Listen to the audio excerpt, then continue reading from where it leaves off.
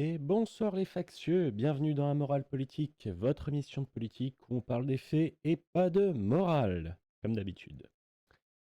Alors, au sommaire de cette émission, on va commencer par parler de Manu Lambrouille qui se prend pour un grand simplificateur. Notre rubrique Ne poussez pas, tout le monde sera condamné. Hein, je commence à trouver des titres pour les parties, c'est très bien. On va parler des intervilles, comme d'habitude. L'équilibre des forces entre les manifestants et le pouvoir. Notre Assemblée nationale de la honte. Oui, on va l'appeler comme ça à partir de maintenant, je pense. Assemblée de la honte nationale même, ce sera mieux. Et on va finir sur plein de petits rappels utiles pour la manifestation de demain. Maintenant que le sommaire est fait, comme d'habitude, prenez votre oreiller pour hurler dedans, votre seau à vomi si vous êtes sensible, et c'est parti pour l'émission. Donc, première partie, hop, sur Manu Lambrouille, qui a annoncé. Simplifier, simplifier, simplifier. Je m'y suis engagé. Mettre fin aux procédures trop complexes pour résilier un contrat, c'est mieux pour protéger les consommateurs. Nous le faisons. Voilà, il se félicite d'une loi pour faciliter la résiliation d'un abonnement, internet, télé, ce genre de choses. Avec un schéma qu'on ne qualifiera pas pour être gentil, parce que, parce que personnellement, moi, sur le schéma, je n'ai jamais vu personne qui n'arrivait pas à résilier un contrat se transformer en aigle. Hein, vous faites ce que vous voulez de cette information, il y a un aigle sur un schéma sur la simplification de résilier un contrat présenté par le président de la République française. C'est plus un président de la République, c'est un influenceur. Et comme cette image est nulle, eh ben, il y a beaucoup de gens qui s'en sont moqués. Soumettre une proposition de loi au vote de l'Assemblée nationale et du Sénat. Plus loin, vote rejeté, vote loi votée ou rejetée. Après, soumettre une proposition de loi, article 47.1, article 49.3, motion de censure, avis du Conseil constitutionnel, article 44.3, proposition de réforme abrogative, avis de la commission des finances, tout ça, article 40. Bref, ne jamais lâcher l'affaire chez les macronistes. Petite blague qui est très bien sentie au vu de des décisions législatives actuelles. Il y a ça aussi un peu plus technique sur avant comment ça fonctionnait EDF et maintenant comment ça fonctionne. Et oui, hein, c'est bien de vendre une partie de notre production d'électricité, mais ce serait mieux si ça flinguait pas un peu tout le système. Et puis dans les petites réponses qu'il a eues aussi, on a eu quelque chose de magnifique. C'est bien. Sinon, la promesse de la République exemplaire, c'en est où? Tu sais qu'en 2017, tu parlais de virer chaque personne mise en examen. Parce qu'avec du SOP de cette semaine et des dizaines d'autres, ça commence à faire tâche. Voilà. Un article de Mediapart qui n'a pas été remis à jour depuis octobre 2022. Non, avril 2022, c'est un peu dommage. Non, il a été publié en avril 2022, mais il a été mis à jour qu'en octobre. Et depuis, octobre 2022. Et depuis, on n'a pas trop de nouvelles. Il y a eu pas mal de choses pourtant qui se sont passées. Mais on en parlera plus tard. Et dernière partie, avant de passer aux condamnations, le dernier petit tacle qui vient de notre très cher Alexis Poulain, excellent Alexis Poulain. Donc Macron réhabilite Pétain, mutile des manifestants pacifistes, fiche des opposants, déclare la guerre sans consultation nationale, est pris dans des dizaines d'affaires de conflits d'intérêts, saccage la démocratie parlementaire, ment compulsivement, mais il y a un rebond dans les sondages de milliardaires. Ouais, il y a eu un rebond. Il y a eu un rebond, que dalle, quoi. Et surtout, les gens ont fait on aimerait bien avoir la méthodologie du sondage, tout ça. Bon, bah, silence radio. Mais puisqu'on a parlé de condamnation tout à l'heure, il est temps de passer à la rubrique ne poussez pas, tout le monde sera condamné. Alors, on l'a vu dans les précédentes émissions, hein, il y a pas mal de.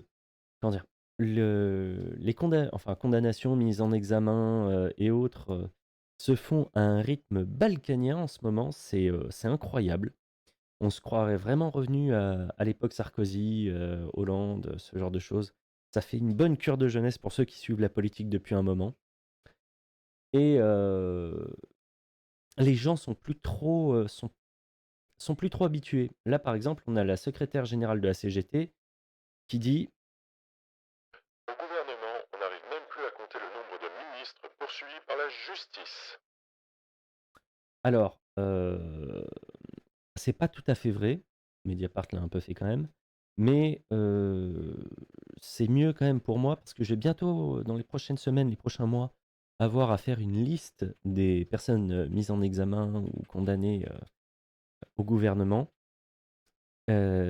Si cette liste n'est pas possible à faire, ça va empiéter quand même pas mal sur mon travail. Mais vous en saurez plus, je pense, vers les alentours du 19 juillet, pour donner un petit indice pour ceux qui connaissent bien. Ensuite, nous avons en condamné. 1 an de prison avec sursis et 5 ans d'inéligibilité requis contre l'ex-députée Laetitia Avia pour harcèlement moral. Et nous avons une petite erreur de monsieur Greg Tabibian de Je suis pas content TV qui dit la ministre qui avait tenté par 2 fois de faire voter une loi anti-harcèlement vient de prendre 1 an de tôle et 5 ans d'inéligibilité pour harcèlement. Monsieur Tabibian, je vous l'ai rappelé sur Twitter et je le rappelle ici, Laetitia Avia n'a jamais été ministre ou secrétaire d'État ou au gouvernement. Elle a été députée, elle est vice-présidente du comité exécutif de Renaissance, elle a été présidente du comité exécutif du Gang Renaissance, mais elle n'a pas été ministre. Un truc qu'on a réussi à éviter quand même. Mais voilà, petite erreur quand même. Pensez à changer. Ensuite, ah oui, parce que pourquoi elle a été, elle est, il y a ça qui est requis contre elle. Parce que j'avais fait un peu la liste pour vous. Donc l'ancienne madame anti-harcèlement de LREM, c'est, elle parlait de son collaborateur asiatique, pas si doué que ça avec l'informatique. Elle faisait des remarques sur la sexualité d'un de ses attachés parlementaires. Elle a voulu obliger une collaboratrice parlementaire à rentrer sur Paris pendant le premier confinement, malgré les problèmes de santé de son attaché parlementaire. Et elle avait montré à toutes les personnes qu'elle rencontrait la dick pic, donc la photo de pénis en érection qu'un collègue avait envoyé et avait mis ce clic et il avait envoyé dans un groupe WhatsApp ou je sais pas quoi, qui était pas, vers sa compagne, mais donc dans un truc pro. Elle a screené la photo et elle l'a montré tout le temps à tous ceux qu'elle rencontrait quasiment. Enfin, qui demandaient ou devraient parler du mec. Vous voyez, quelqu'un de vraiment très très sain. On s'étonne pas qu'on l'ait mis comme personnes qui doivent présenter une loi anti-harcèlement.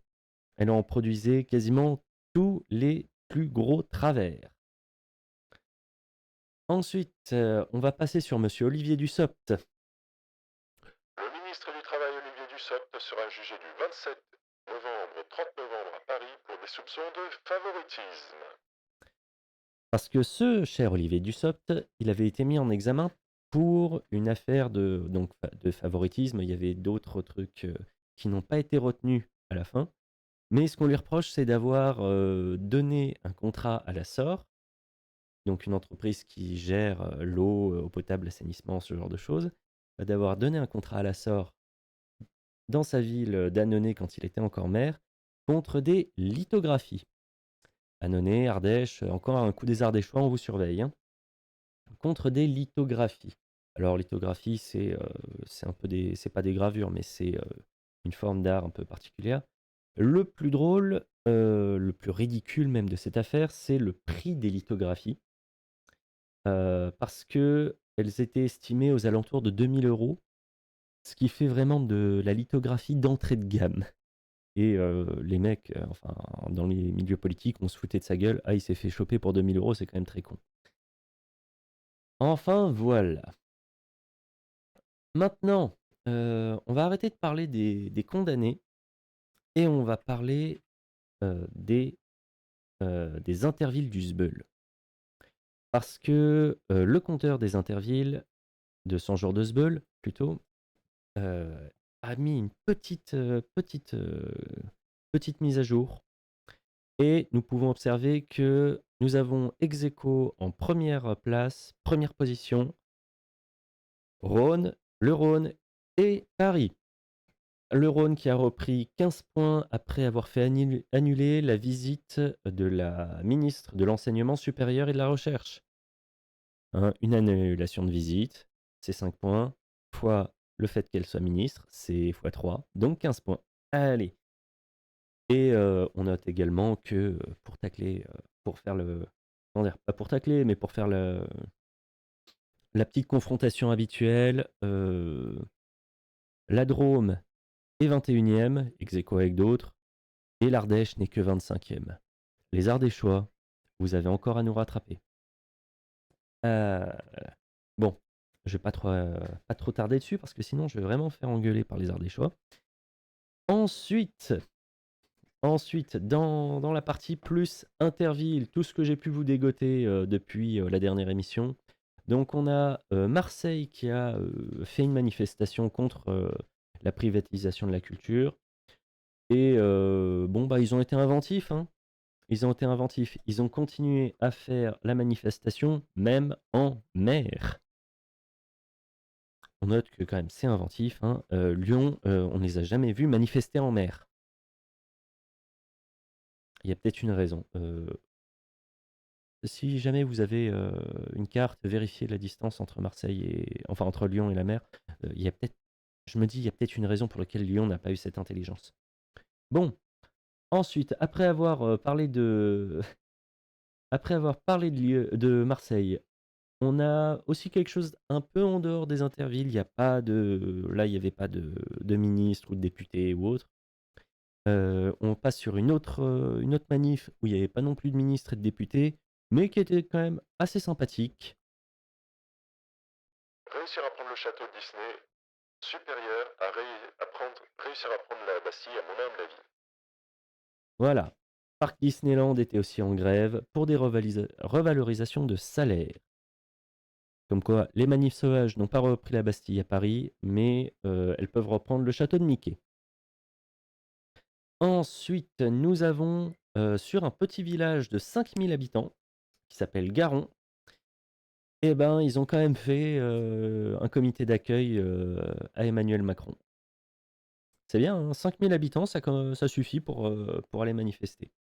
Il était dans Garon, il y a une base, base, base d'aviation pas loin. Donc forcément, il est venu, il y avait la sécurité un peu partout, mais ça n'a pas découragé les manifestants qui ont quand même fait un comité d'accueil au son des casseroles et pas à coups de casserole. Ce qui est quand même encore dans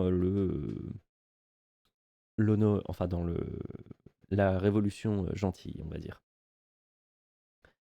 Il y a un autre truc, il y a un village du SNU qui a été accueilli au son des casseroles aussi, c'est à Toulon. Aujourd'hui, la caravane du SNU est à Toulon et comme partout, le bruit des casseroles couvre celui des bottes. La formule est jolie. Et dernier petit truc qui entre pas tout à fait encore là-dedans, quoique si, ça entre tout à fait là-dedans. Action anticipée, une annulation de visite présidentielle. Alors que la contestation contre la réforme des retraites continue d'accompagner chaque déplacement des membres de l'exécutif, RTL indique qu'Emmanuel Macron vient de renoncer à se rendre samedi prochain au centenaire des 24 heures du Mans. Et oui, un pays où il y a le centenaire de un des événements les plus connus au monde. En tout cas, dans le monde de l'automobile, c'est le truc, mais ça pouvait être, c'était immanquable. Et ne vous inquiétez pas, il n'y a pas de problèmes sociaux, il n'y a pas de crise démocratique, il n'y a rien. Par contre, on va quand même pas se ramener au centenaire des 24 heures du Mans, ce serait con. Il serait foutu de trouver une excuse écologique, selon ceci dit, hein. Ensuite, la petite rubrique mise à niveau. Mise à niveau, on a plein de choses à voir. En premier lieu, on a Attaque qui a fait le site d'attaque qui permet normalement de repérer les déplacements de députés et de membres du gouvernement. Eh ben, ils ont fait une carte interactive. Et ben, on va aller voir ça tout de suite directement sur leur site. Et j'en profite, contrôle, hop, j'en profite pour mettre le lien dans le chat. Voilà, vous pouvez en profiter. Et donc, on coupe ceci, navigateur, et vous voyez, vous arrivez sur la carte et vous pouvez voir ce qui a été fait, le nombre d'actions, comme ça. Même dans les petits bleds, on voit que la carte, elle est quand même bien recouverte, hein. Il y a du monde à Moulins, il y a du monde un peu partout, Clermont-Ferrand, Périgueux, pas mal à Bordeaux, mais ça c'est normal. À côté de Toulouse, vous avez des choses, et pas forcément à Toulouse même aussi. Près de Saint-Cyprien, Prades dans le sud et pas en Ardèche, hein. Tout ce qui se passe à côté de Marseille, Toulon, Lacroix, Brignoles. Donc voilà, si vous voulez vous informer sur ce qui a été fait près de chez vous, ce qui va se passer près de chez vous, vous n'hésitez toujours pas. Vous n'hésitez pas aussi à leur envoyer des informations en disant ici, à tel endroit, il y a eu telle chose, et vous leur donnez un lien, un tweet, un machin, un article de presse pour dire là, on a eu des choses. Et ça permet de compléter la carte et de montrer qu'il y a bien des actions qui sont faites.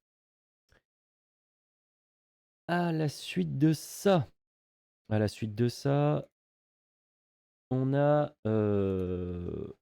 monsieur Antoine Léaumont qui lui veut faire des apéros anti-Macron. Semaine décisive contre la retraite à 64 ans, il fait beau, alors occupons les places avec des apéros anti-Macron partout en France. À Paris, je propose de se réunir aux Invalides mardi 6 juin à 19h. Vous notez, c'est juste après la manif. On peut ensuite recommencer tous les soirs jusqu'au retrait. Et bon, ben, qu'est-ce qu'on en pense? Bah, moi, c'est pas bête d'un côté. Ça prend en compte la bonne volonté des Français pour aller faire un apéro. Euh, pour y échanger des idées aussi, ça peut être super intéressant. Mais faut se souvenir quand même qu'un apéro, en général, ça peut être un peu arrosé. Et on sait que les fins d'apéro trop arrosées, on peut faire un peu n'importe quoi. Vous imaginez un apéro géant un peu trop arrosé, les gens se disent bah allez, on va prendre l'Elysée. Ce serait une catastrophe. Bon, au-delà de la blague, je sais pas si c'est très. Comment dire, c'est un peu comme toutes les initiatives lancées par des politiques. Je sais pas si c'est très utile, si c'est très en rapport avec le sujet. Mais je vais rester un peu à l'affût de comment ça se passe. Et on va regarder dans quelques jours ce que ça aura donné. Aussi bien, ça va être une super chose qui aura plein de réplications à travers le pays. Aussi bien, ça fera rien et puis tant pis, hein, ça aurait été un essai, comme ça a été fait plein de fois en France. Ensuite, nous avons des voltigeurs qui n'ont pas été, comment dire, Le préfet de police s'est rangé à l'avis de l'IGPN. 3 policiers, des voltigeurs, qui avaient été enregistrés en train de menacer et d'humilier des jeunes manifestants en mars à Paris, sont renvoyés en conseil de discipline et 4 autres écopent d'un avertissement. bon, on attend toujours l'action judiciaire, hein, mais peut-être que le conseil de discipline va les virer. On n'y croit pas trop, mais faut pas désespérer. Faut se dire, il peut se passer ça. Et puis IGPN derrière qui peut prononcer des sanctions quand même un peu fortes, en théorie. Enfin, entre la théorie et la pratique, vous connaissez la différence. Et on va voir ça aussi avec la justice, parce que on a nos amis de la Quadrature du Net qui nous informent d'une comment dire, de décisions de justice, enfin de choses en justice qui sont un peu totalement larguées. Et là, on va aller vraiment voir leur article en entier. On va pas tout lire, mais on va en sélectionner des petits morceaux qui sont, euh, qui sont croustillants, pardon. Alors, affaire du 8 décembre. 8 décembre 2022. Cet article a été rédigé sur la base d'informations relatives à l'affaire dite du 8 décembre, dans laquelle 7 personnes ont été mises en examen pour association de malfaiteurs terroristes. Euh, en fait, il y avait des trucs qui sont, comment dire, la DGSI. Tous les membres contactés adoptaient un comportement clandestin avec une sécurité accrue des moyens de communication. Applications cryptées, système d'exploitation Tails, protocole Tor, permettant de naviguer de manière anonyme sur Internet et Wi-Fi public. GSI. L'ensemble des membres de ce groupe se montraient particulièrement méfiants, ne communiquaient entre eux que par application cryptée, en particulier Signal, et procédaient au cryptage de leur support informatique. Juge d'instruction. Et donc, le commentaire derrière de la Quadrature du Net. Ces deux phrases sont emblématiques de l'attaque menée contre les combats historiques de la Quadrature du Net dans l'affaire du 8 décembre, que sont le droit au chiffrement des communications, la lutte contre l'exploitation des données par les GAFAM, le droit à l'intimité et à la vie privée, ainsi que la diffusion et l'appropriation des connaissances en informatique. Parce que c'est un peu ça, on leur reproche, et on reproche dans cette affaire, plus d'utiliser des moyens de pouvoir communiquer sans que la police s'y foute le nez en continu, qu'autre chose. Ils sont en train de dire que donc les mises en examen sont des dangereux terroristes factieux, hein, tous les factieux ici, sont des dangereux terroristes factieux parce qu'ils utilisaient des communications cryptées. Je vous rappelle que donc vous avez Signal, vous avez Telegram, vous pouvez lancer avec Messenger une communication chiffrée et pas cryptée, hein. Parce que oui, en informatique, on parle de chiffrement et pas de cryptage. Notez bien à quel point ils disent application cryptée, ils disent procéder au cryptage de leur support informatique. Non, c'est le chiffrement. Et oui, en fait, normalement, tout le monde a le droit de ne pas avoir la police qui vient en continu foutre le nez dans les affaires. Et bon, ben, ça aussi, je vais vous le transférer pour que vous puissiez lire l'ensemble de l'article à tête reposée. Il est intéressant. Et bah, il est commenté par des gens qui s'y connaissent quand même relativement bien en informatique. Ça permet de savoir un peu à quel point le truc est débile en face. Ta, ta, ta. Ah si, ouais, ça, je vais peut-être vous le mettre. Parce que...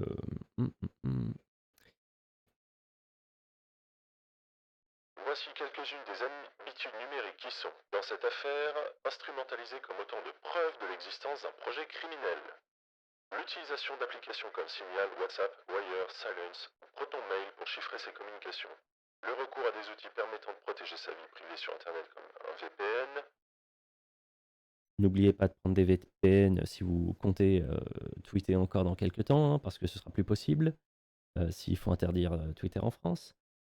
VPN, Tor ou Tails. Alors Tails, j'ai pas encore regardé. Tor, c'est vraiment un truc, on peut pas du tout vous retracer normalement. Ça va envoyer ça va faire en sorte que au lieu de que on a l'impression que vous vous connectez de chez vous, le site va vous voir vous connecter depuis un serveur distant, souvent à l'étranger, et ça permet notamment quand vous êtes en Chine, ça vous permet de vous connecter à des choses que vous ne pourriez pas voir en Chine, parce que c'est bloqué, ou dans n'importe quelle dictature, ou, de pouvoir utiliser des liens courts Telegram en France. Oui, bon, j'ai déjà parlé des dictatures, mais bon, vous voyez l'idée. Le fait de se protéger contre l'exploitation de nos données personnelles par les GAFAM via des services, je ne les connais pas. Le chiffrement de supports numériques, l'organisation et la participation à des sessions de formation à l'hygiène numérique, la simple détention de documentation technique. Voilà. Se renseigner sur comment moins apparaître en ligne, c'est déjà risquer comment dire, d'être vu comme dans un projet criminel. Ah, les grandes heures de la Gestapo et de la Stasi et de tout, bref. Ah non, pas de la Stasi, ouais, du FSB avant KGB, avant tout ça, mais les grandes heures de la surveillance des, ah, des habitants, des citoyens. Très rassurant pour la suite. On va repartir sur, cette fois-ci, la rubrique législative. Donc l'Assemblée de la honte nationale. Attendez, on n'a pas besoin tout de suite. Parce que ce jeudi, nous avons le début du débat public dans l'Assemblée nationale à propos de la loi destinée à abroger la réforme des retraites. Enfin, la retraite à 64 ans. Pas la réforme en elle-même, il y a plein de choses qui vont quand même passer à la trappe. Et avec la réintroduction de l'article 1 supprimé par la Commission des affaires sociales. On avait parlé de ça la dernière fois. Euh, je vais, pour que vous compreniez bien l'ensemble du truc, je vais vous passer le lien, et de toute façon, je le mettrai en commentaire, oui, pas commentaire, mais en description de la vidéo YouTube, le lien vers la vidéo de François, donc vidéo Twitch de François Malocena, qui parle justement de tout ce qui a été abordé par le gouvernement pour interdire le truc et de dire à quel point, il le dit comme ça, il dit la Constitution a été violée. Donc là, c'est la vidéo. Je vous invite notamment à regarder à partir de j'ai noté, à partir de la 23e minute. Il se met sur le site de l'Assemblée nationale, il prend toutes les lois qui sont en discussion actuellement et il fait ouvrir les documents. Et il y a 9 fois sur 10, il y a les charges.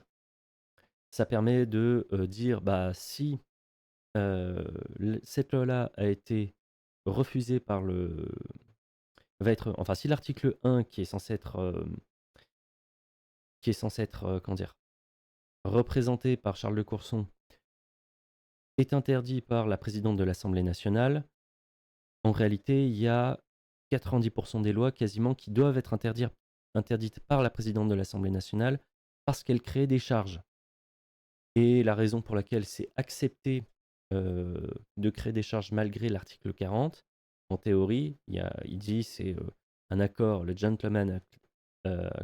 bref, l'accord entre les parties, c'est on peut créer des charges, par contre, derrière, il faut créer une équivalence dans les remboursements.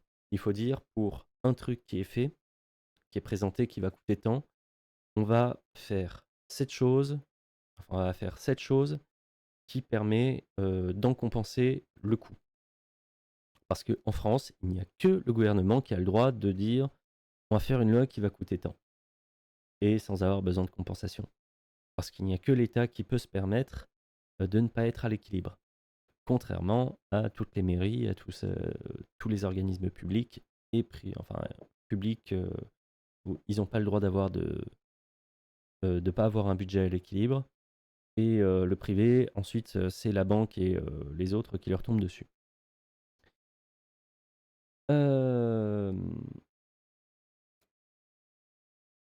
Ensuite, oui, on va rappeler, oui, j'ai rappelé que le plan de du gang Renaissance, c'est de faire interdire, l'article 1 par, la présidente de l'Assemblée nationale. Donc une journée de mobilisation contre la réforme des retraites, juste avant l'arrivée jeudi à l'Assemblée nationale de la proposition du Lyotte d'abrogation de la réforme. Mise sous pression, la présidente de l'Assemblée nationale devrait empêcher tout vote, un coup de force inédit. Voilà. Mais nous sommes en démocratie, ne vous inquiétez pas. On note aussi que le décret d'application de la réforme des retraites est sorti hier, dimanche, un dimanche à 2 jours de la donc Le décret portant l'âge de départ à la retraite à 64 ans est donc paru un dimanche à 2 jours de la journée de mobilisation du 6 juin, à 4 jours d'un éventuel vote sur la proposition de loi portant abrogation de ce report. voilà. Un truc qui sort le dimanche, histoire que personne n'entende parler entre l'événement qui a mobilisé des foules entières, dont tout le monde a parlé. La plus grande dictée du monde sur les Champs-Élysées. Non, je déconne. Là où j'étais avec, les comment dire? Les coups de soleil qui accompagnent, heu, au Merguez Tuning Show, si vous voyez pas ce que c'est, allez regarder du Villebrequin. Ah là. Et on va parler de la dernière partie, la partie sur les manifestations. Parce que demain, c'est le jour de reprise des manifestations. Alors pour l'instant, il y en a qu'une de prévue, mais on ne doute pas qu'il va y en avoir pendant toute la durée du vote de l'abrogation de la réforme des retraites. On espère très fort, on espère que le gouvernement va pas essayer de nous entuber trop fort parce que là, les gens sont quand même très très chauds pour repartir, j'ai l'impression. Et pour en parler correctement, eh ben, on va le faire avec la Ligue des droits de l'homme. Les fiches Nos droits en manifestation, en garde à vue et en cas de contrôle sont en libre accès, utilisez-les. Et je vais vous mettre le lien dans le chat, dans la description de la vidéo YouTube. N'hésitez pas à vous abonner à la chaîne YouTube, hein, je vous le dis à chaque fois. Et vous êtes de plus en plus nombreux à le faire, merci. Et on va aller les regarder eh ben, directement sur le site. On va pas tout faire dans le détail, on va vraiment faire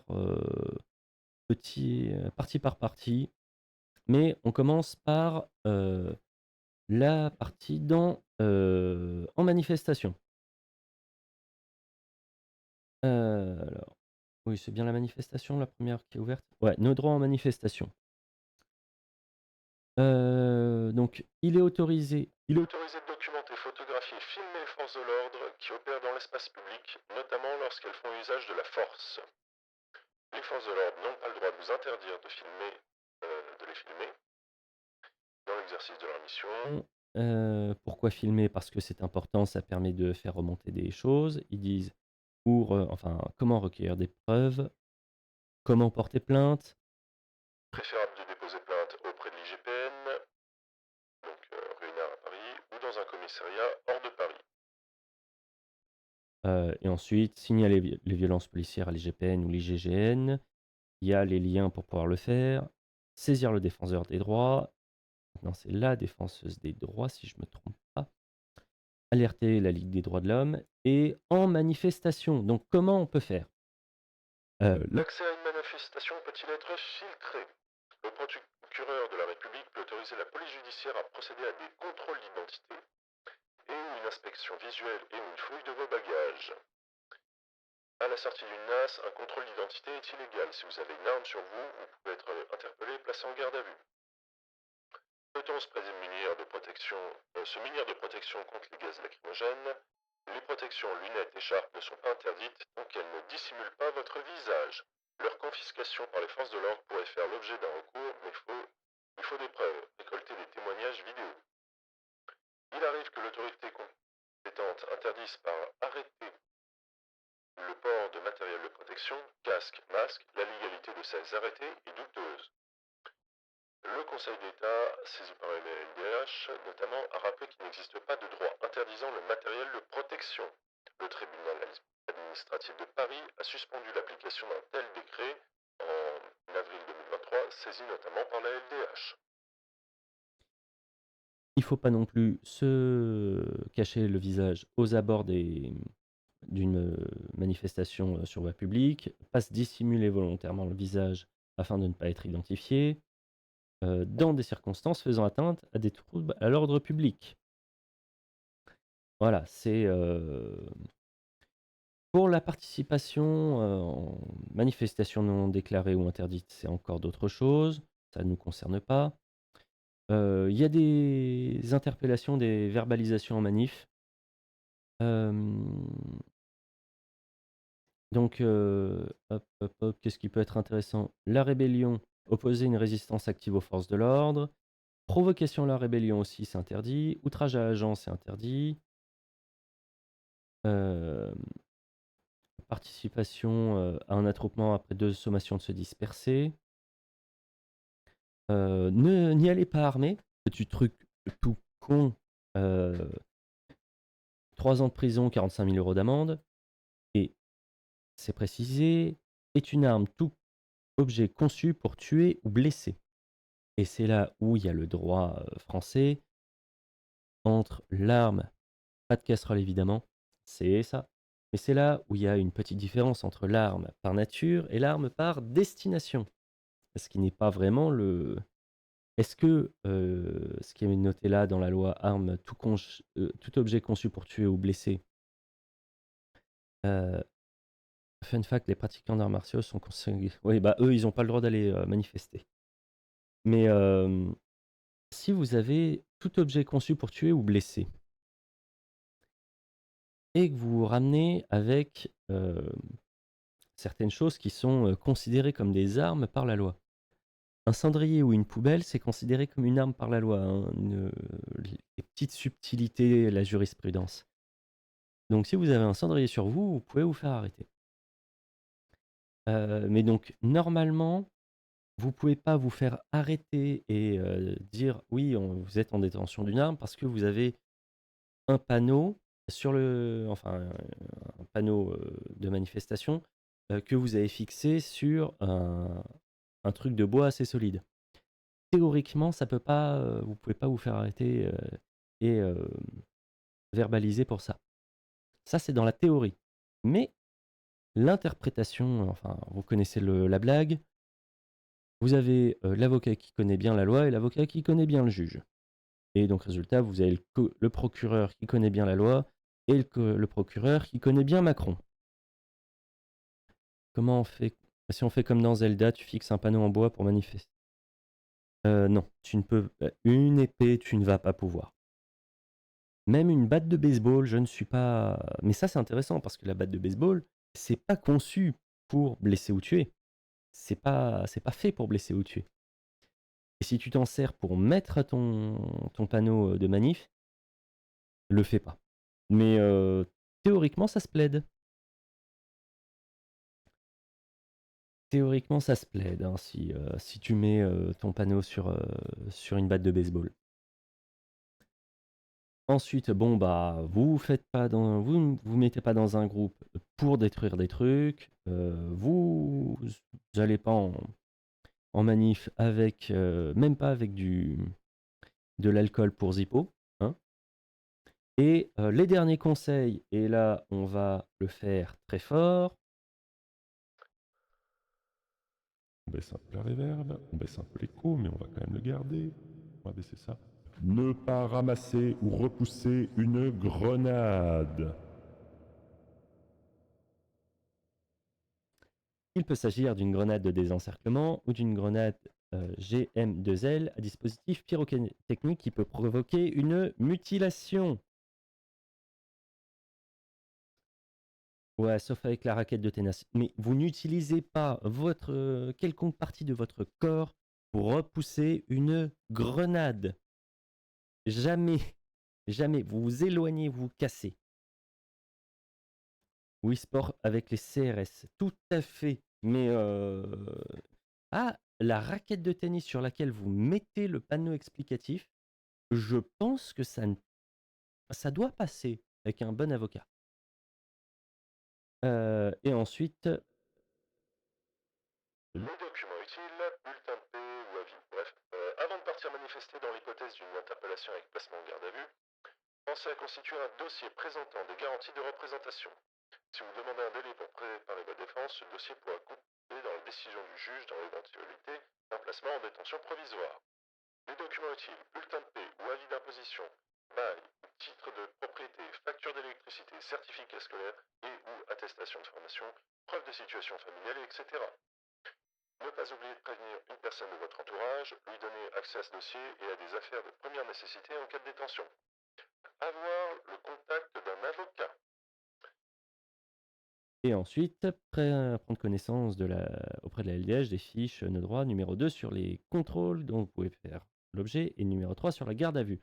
Et on va aller tout droit sur celle sur la garde à vue. Hein.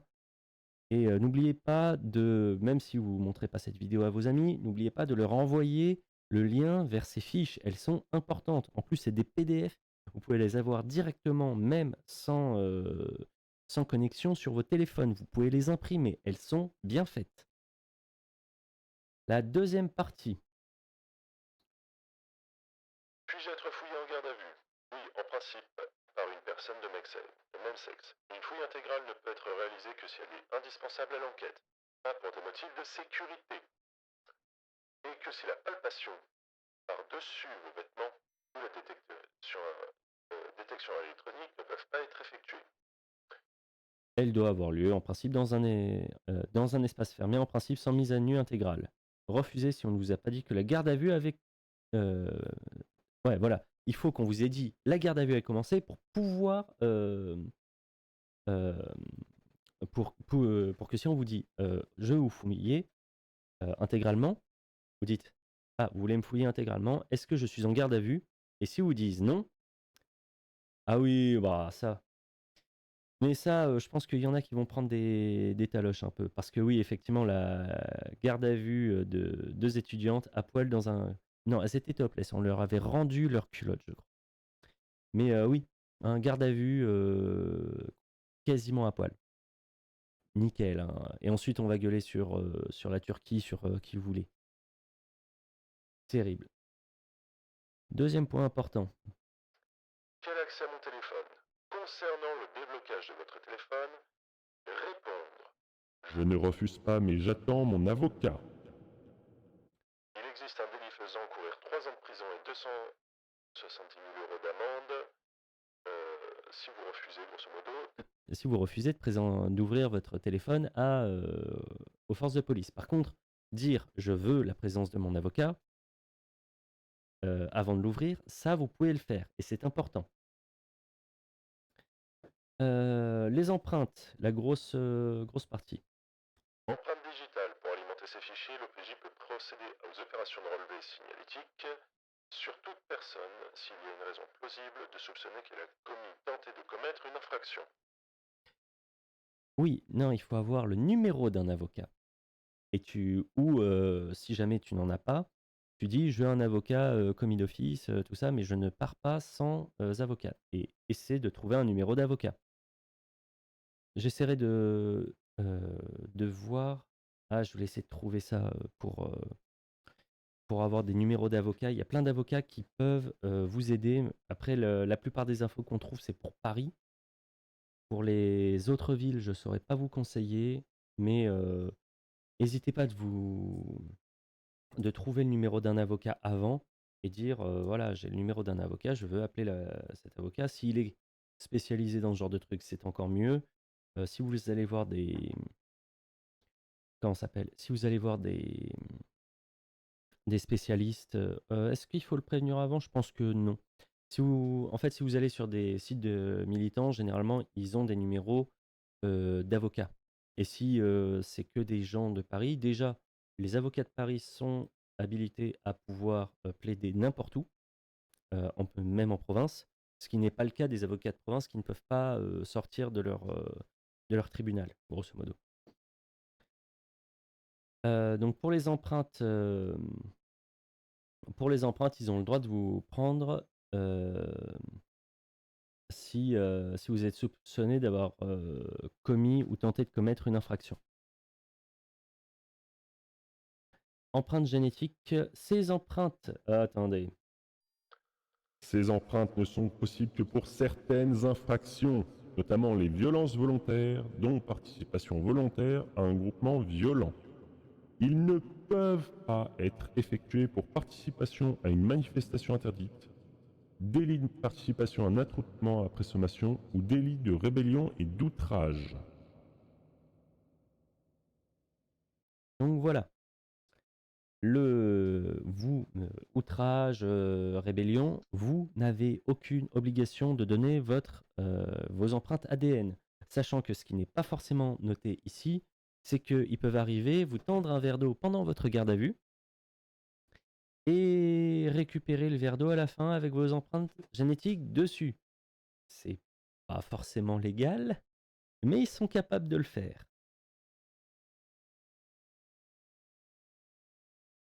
Ensuite, après il y a pas mal de conseils. Vraiment, allez sur le site de la LDH, je crois que je vous l'ai envoyé. C'est ça. Allez sur le site de la LDH pour en voir beaucoup plus, pour tout voir en détail parce que c'est très important.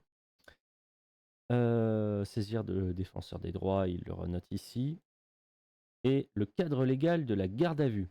Ça, c'est important aussi qu'il faut que je vous le note. Premièrement, Il n'est pas possible de s'y opposer. Smart Move mais Big Brain, tu prends le verre avec tes manches et tu le poses pas tes lèvres sur le verre. Mais si le verre est mouillé, les poils restent collés. Ouais. Ou alors, si c'est un verre en plastique, tu le fais pas, mais si c'est un verre en carton, tu le manges au cas où. Tu disais j'ai faim. Mais donc, résultat, vous notez qu'il n'est pas possible de s'opposer à une garde à vue. Ou alors vous gardez tout ce que vous avez touché, tout ce que vous avez bu, etc. Vous le gardez dans vos poches, etc. Vous rendez rien.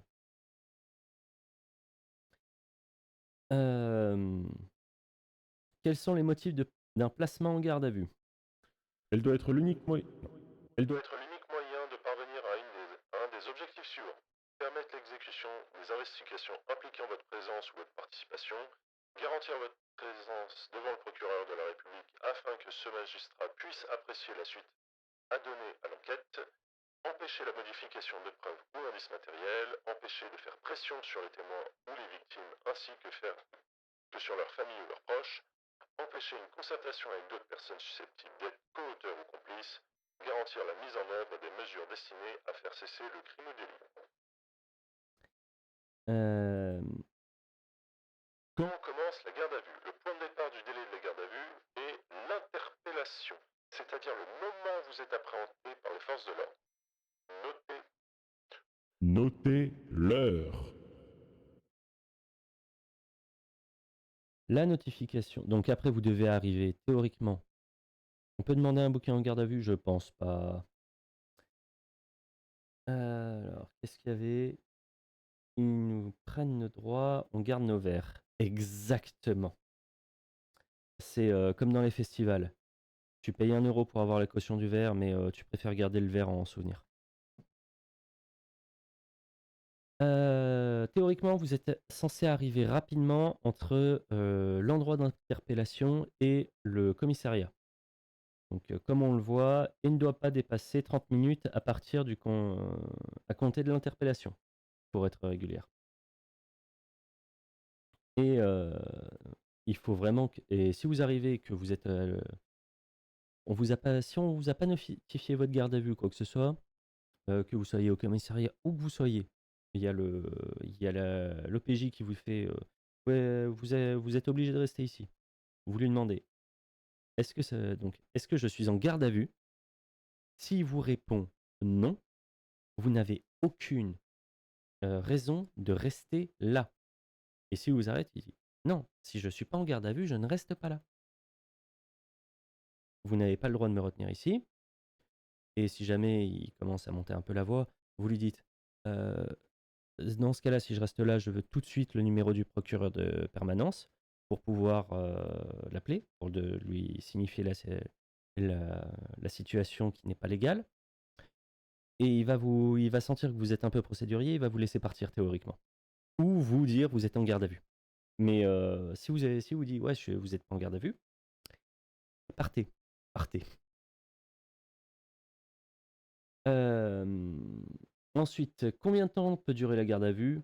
La durée de la garde à vue est de 24 heures et peut être prolongée à nouveau pour un nouveau délai de 24 heures, sur autorisation écrite et motivée du procureur aux conditions cumulatives que l'infraction que vous êtes soupçonné d'avoir commis ou tenté de commettre est un crime ou un délit puni d'une peine d'emprisonnement supérieure ou égale à 1 an. Donc si c'est juste pour vous prendre une méga amende, mais qu'il n'y a pas il y a pas d'emprisonnement, vous ne serez pas gardé. La prolongation de la mesure est l'unique moyen de parvenir au moins un des objectifs justifiant la garde à vue, ou pour organiser votre transport au palais de justice, s'il n'y avait pas de cellule au palais de justice. Au bout de 24 heures, si le procureur envisage une prolongation, il peut demander à vous entendre. Préparez un argumentaire avec votre avocat pour tenter de faire lever votre garde à vue. Sa durée maximum vous est toujours indiquée. A noter que la garde à vue peut, à titre exceptionnel, Je répète, à titre exceptionnel, mais nous sommes en France et l'exception devient beaucoup trop la règle, faire l'objet de 2 prolongations supplémentaires de 24 heures, ou directement 48 heures, soit 96 heures, 4 jours de garde à vue. Lorsque celle-ci concerne notamment le vol en bande organisée, Donc ça ne vous concerne pas. la destruction de biens par substance explosive en bande organisée, Donc ça, théoriquement, j'aimerais pas être à la place de ceux qui ont foutu le feu au... Ah non, c'était pas explosif. Donc non, ça ne concerne pas non plus. en matière de terrorisme, prolongation de 24 ou 48 heures supplémentaires possible, ou soit 6 jours. Et comme ils utilisent des arrêtés antiterrorisme pour faire des lois complètement... Enfin, pour faire des... Non, ils utilisent des lois antiterroristes pour faire des arrêtés complètement débiles. Désolé, c'est dans ce sens-là. Et comment dire? On n'est pas à l'abri que ça dégénère et qu'ils arrêtent les gens, enfin, ils fassent des gardes à vue de 6 jours pour motif terroriste alors que c'est juste une manifestation. Ensuite, Donc, non, c'est pas tout à fait la fin. Quelles sont les issues possibles? Le classement sans suite. Vous partez immédiatement. On vous a juste pris entre 24 et... enfin, entre 2, si vous êtes chanceux, et 96 heures de garde de liberté. Des mesures alternatives aux poursuites. Avertissement, pénal probatoire, médiation pénale, bref. Ouverture d'une instruction judiciaire. Ça commence à puer. Convocation pour une audience ultérieure. Ça, c'est quand ils n'ont pas le temps de vous faire passer devant le juge tout de suite. Déferment devant le procureur. Donc là, vous arrivez directement en comparution immédiate. Enfin, déferment devant le procureur, soit pour une convocation ultérieure, soit pour comparution immédiate. Avec cette procédure expéditive, le tribunal ne statuera que sur les preuves apportées par l'accusation. Donc, vous pouvez donc demander un renvoi à une date ultérieure afin de pouvoir préparer votre défense. Voir avec votre avocat. En cas de demande, on va le faire. même. Comme ça. En cas de demande de renvoi, le procureur peut demander votre placement en détention provisoire, c'est-à-dire en prison. Il l'obtient dans à peu près 50% des demandes. Il existe désormais la possibilité d'une comparution immédiate à délai bref pour instruire le dossier avec détention provisoire pendant ce temps. Ouais, voilà. En fait, demander le renvoi à une date ultérieure pour préparer votre défense, c'est assez bien si vous voulez éviter une condamnation. Mais il y a toujours le risque qu'ils vous disent ouais, mais en fait, placement en détention provisoire parce que vous êtes dangereux. Ce qui s'est beaucoup vu par contre dans les derniers témoignages, c'est pas parce que les gens étaient dangereux particulièrement. C'est parce que les gens, ils étaient un peu, comment dire, ils n'avaient pas 15 générations dans le cimetière d'à côté. Enfin, ils n'avaient pas 15 générations enterrées en France. Ça, en général, ça n'aide pas face à la justice.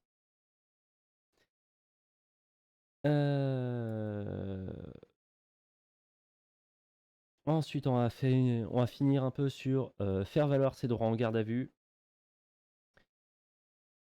Vous bénéficiez Du droit d'être assisté par un avocat dès le début de la garde à vue. Faites immédiatement la demande. Si vous n'êtes pas en mesure d'en désigner un ou qui ne sont pas disponibles, précisez que vous en acceptez un commis d'office. l'avocat commis d'office en garde à vue ou à comparution immédiate est a priori gratuit sans condition de ressources. La famille peut désigner un avocat avec votre confirmation si vous êtes majeur. Ne pas croire que sans avocat, vous sortiriez plus vite. Dans la majorité des cas, c'est faux. Et ça peut d'ailleurs, ça c'est d'ailleurs des choses qui se passent, c'est que les forces de l'ordre arrivent et disent non mais demandez pas d'avocat, ça ira plus vite. C'est une erreur absolue. À la limite, vous pouvez leur dire bah en fait, si je demande pas d'avocat, je suis libre. Sur un malentendu, ça peut passer. Mais vous dites non, non, avocat. Même si on vous dit vous en avez pas besoin, avocat, tout le temps. Sauf si vous êtes avocat vous-même, mais je pense pas que vous regardiez le stream en ce moment. Avocat, on continue. Tout le temps, toutes les gardes à vue, avocat. Pas de discussion. L'entretien se déroule dans les conditions qui garantissent sa confidentialité et dure 30 minutes. S'il y a prolongation, vous pouvez demander un second entretien. C'est très court. Essayez de faire ouais, voilà. Faut être précis, concis, le plus possible. En principe, la première audition, sauf si elle porte uniquement sur les éléments d'identité, ne peut débuter sans la présence d'un avocat avant un délai de 2 heures. Vous pouvez Vous utilisez le droit de prévenir un proche et votre employeur, si vous en avez un, et si vous êtes de nationalité étrangère, les autorités consulaires, sauf décision contraire du procureur. et vous pouvez communiquer au maximum 30 minutes avec eux, parce que l'OPJ peut vous le donner. Hein. Droit d'être examiné par un médecin. Et là, on va lire très fort le conseil qui est en dessous. Demandez-le. S'il y a prolongation, vous pouvez demander à être examiné une seconde fois. Voilà, vous demandez à être examiné par un médecin tout le temps. Vous leur dites, j'ai ça, j'ai ça, j'ai ça, j'ai ça. Si vous avez des traitements à prendre, c'est important. Si lors de l'arrestation, vous êtes fait brutaliser, vous notez, vous machin.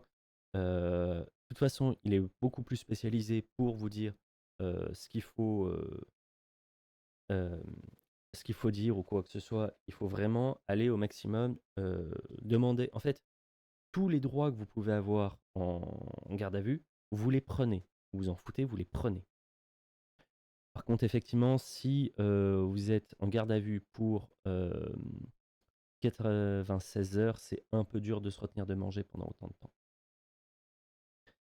Et vous avez aussi le droit de consulter les procès-verbaux de notification de garde à vue et de votre audition éventuelle avant l'arrivée de votre avocat et le certificat médical.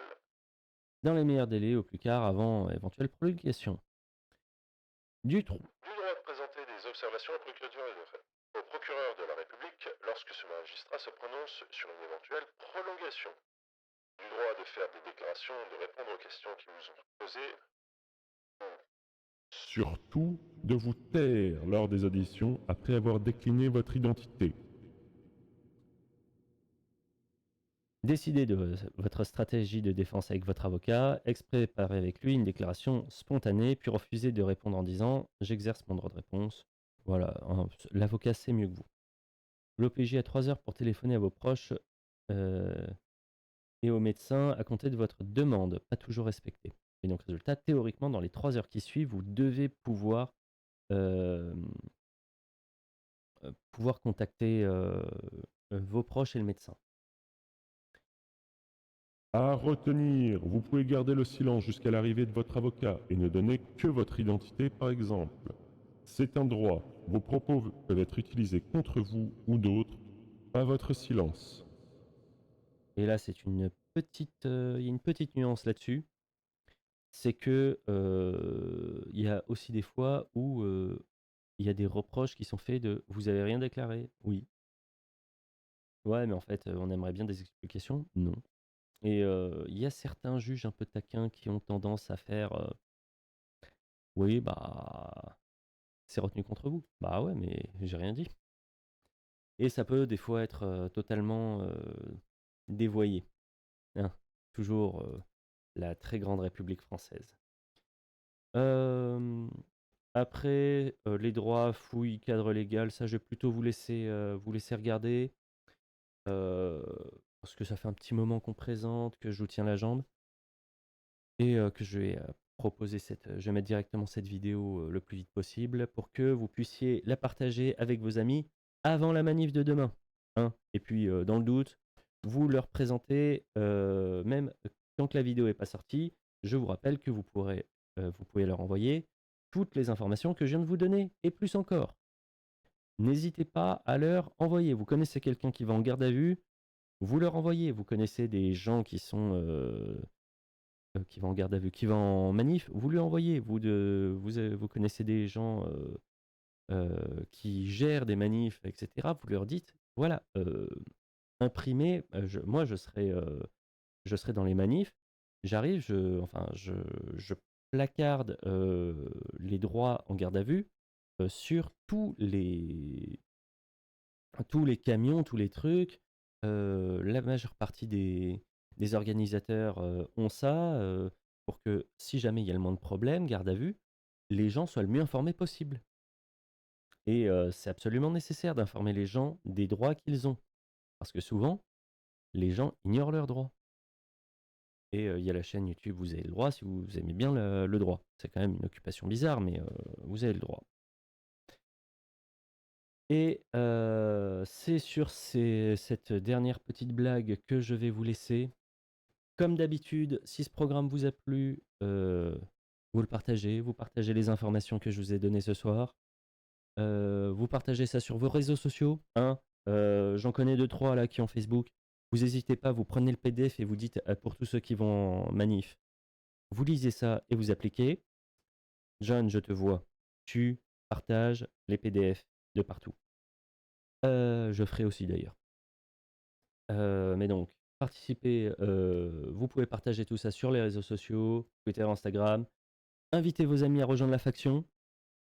Vous n'hésitez pas à m'envoyer des nouvelles dont je pourrais parler. Et on se retrouve jeudi pour un prochain live. D'ici là, prenez soin de vous et soyez factieux. Ciao.